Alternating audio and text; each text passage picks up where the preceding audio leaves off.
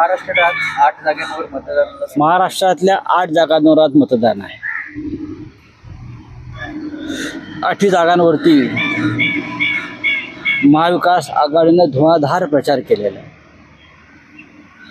त्यातल्या 3 जागावर उद्धव ठाकरे यांच्या नेतृत्वाखालची शिवसेना, मूळ शिवसेना बाळासाहेब ठाकरे, आणि आमच्यासमोर चोरलेली शिवसेना असा सामना. या सर्व जागा आम्ही जिंकणार आहोत. 8 जागांवर भारतीय जनता पक्षाला आणि त्यांच्या सहकाऱ्यांना नव्या फार मोठा संघर्ष करावा लागतो महाविकास आघाडीच्या उमेदवारांसमोर. मी आपल्याला वारंवार सांगतो आहे की आधी झालेल्या 5 निवडणुका विदर्भातल्या, या 8 आणि प्रत्येक टप्प्यात महाविकास आघाडीचे उमेदवार हे निवडणुका जिंकतील, तेच जिंकतील असं वातावरण आहे. आम्ही 35 प्लस 30 आणि 35 हा साधारण आमचा टार्गेट आकडा आहे. आम्ही तेवढ्या जागा जिंकतो. या 8 जागांमध्ये 8च्या 8 जागा शिवसेना, काँग्रेस, राष्ट्रवादी काँग्रेस जिंकत आहे. सर, वर्धा आणि अमरावतीमध्ये सकाळच्या सुमारास ईव्हीएम मशीन बंद पडली, त्यामुळे मतदारांचा हे वारंवार होतं आहे किंवा केलं जाईल. वर्धा असेल, अमरावती असेल, अमरावतीमध्ये तर कोणतंही अघोरी कृत्य होऊ शकतं. बरं, वर्ध्यामध्ये भारतीय जनता पक्षाच्या पायाखालची वाळू सरकली आहे. उद्धव ठाकरे तिकडे जाऊन आले, अमरावतीत जाऊन आले. ईव्हीएम मशीन बंद पडणं आणि मतदारांना खोळंब्याला लावणं आणि मग मतदाराकडे पाठ फिरवणं हा एक षडयंत्राचा भाग असतो.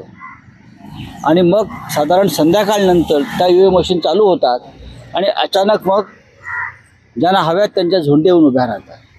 पण जो मतदार सकाळीच येतो मतदानासाठी, त्याला नाउमेद करणं, निराश करणं आणि परत पाठवणं हे या निवडणूक यंत्रणेतलं मोदीकृत भाजपचे षडयंत्र आहे. सर, आपण बघितलं शिवसेनेकडून काल वचननामा जाहीर करण्यात आला, त्यावर भाजपने टीका केली. तो वचननामा नाही, तो युटर्ननामा. पण ठीक आहे, लोक ठरवतील ना. त्याच्यामध्ये युटर्ननामा असं काय आहे एक स्पष्ट केलं पाहिजे. बेरोजगारांना रोजगार देणं, गुजरातमध्ये पळवलेले उद्योग परत आणणं, महिला सबलीकरण, शिक्षण, आरोग्य,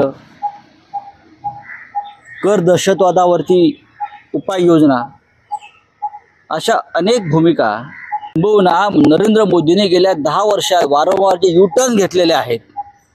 नरेंद्र मोदींनी त्यांचा वचननामा म्हणजे फेकनामा आहे, म्हणजे त्यांचा जाहीरनामा. आम्ही प्रथमच आमचा वचननामा काँग्रेस, राष्ट्रवादी काँग्रेस आणि शिवसेना 3 पक्ष एकत्र आल्यावरती आमची भूमिका आम्ही जाहीर केली. पण यांना पोटदुखी आहे, यांना सहन होत नाही काही चांगले, विशेषतः महाराष्ट्राच्या दृष्टीने. सर, आचार संहिता का उल्लंघन करने को लेकर प्रधानमंत्री को नोटिस दी गई है और 29 तक जवाब मांगा है. राहुल गांधी को किस प्रकार की नोटिस है और 29 तक? देखिए, ये एक कार्रवाई होती है. राहुल गांधी को नोटिस दी है, प्रधानमंत्री को दी है. नोटिस से क्या होता है? कर्नाटक में जब सीधे बजरंग बली की घोषणा देकर वोट मांग रहे थे, तब ये हमारा चुनाव आयोग क्या कर रहा था? राम लल्ला का दर्शन हम मुफ्त देंगे, आप वोट दीजिए. ये जब मध्य प्रदेश, राजस्थान में अमित शाह जी मतदाताओं को लुभा रहे थे, तब ये चुनाव आयोग क्या कर रहा था? नोटिंग बंद कर दीजिए. सर, वीवीपैट को लेकर आज फैसला आने वाला है. लगातार हमारा हम इंतजार कर रहे हैं आज के फैसले का. मराठीमध्ये नरेंद्र मोदी यांनी राहुल गांधी यांना आचारसंहितेचं उल्लंघन केल्याप्रकारे नोटीस दिली आहे. 29 तारखेला त्यांना दोघांनाही जाब विचारण्यात आली. निवडणूक आयोगामध्ये नरेंद्र मोदीला जाब विचारायची हिंमत खरोखर आहे का? जर ह्या जाब विचारायची हिंमत असती तर कर्नाटकात जय बजरंग बलीचा नारा देऊन मतदानाचं बटन दावा कमळाचं हे सांगितल्यावरच त्यांच्यावर कारवाई झाली असती.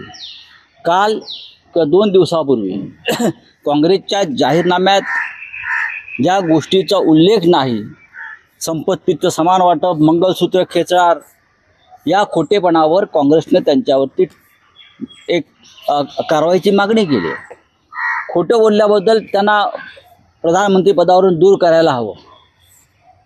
तर अमित शहा रामलल्लाचं दर्शन मोफत करू, आम्हाला मतदान करा, हे जेव्हा सांगत होते तेव्हा हा चुनाव आयोग कुठे होता? जय भवानी, जय शिवाजी ह्याच्यावरती आक्षेप निवडणूक आयोग घेत आहे. शिवसेनेच्या ज्या मशागीतामध्ये जय भवानीवरती आक्षेप आहे. जय भवानी महाराष्ट्राची कुलदेवता आहे. जय भवानी महाराष्ट्राची कुलदेवता आहे, आम्ही त्याचा उल्लेख करायचा नाही. पण जय बजरंगबली, रामलल्ला याच्यावर होत आहे सगळं. सर, जय भवानी जो वर्ड है उसको निकालने की बात कही गई है. हम नहीं निकालेंगे. देवेंद्र फडणवीस ने अपनी सभा में उसका उल्लेख किया और घोषणा देते हुए दिखाई दे. तो वही दूसरी तरफ आप जो उद्धव ठाकरे है उनको नोटिस दिया गया है. यही तो चुनाव आयोग का ढोंग है ना. हमारे मशालगी से आप भवानी को निकाल रहे हो और यही घोषणा अगर देवेंद्र फडणवीस जैसे लोग देते हैं तो आप उनके ऊपर कार्रवाई नहीं करते. अमित शाह, नरेंद्र मोदी इतने बार महाराष्ट्र में आए, कितने बार तुलजा भवानी के मंदिर में गए, मुझे बताइए. ढोंग है ये.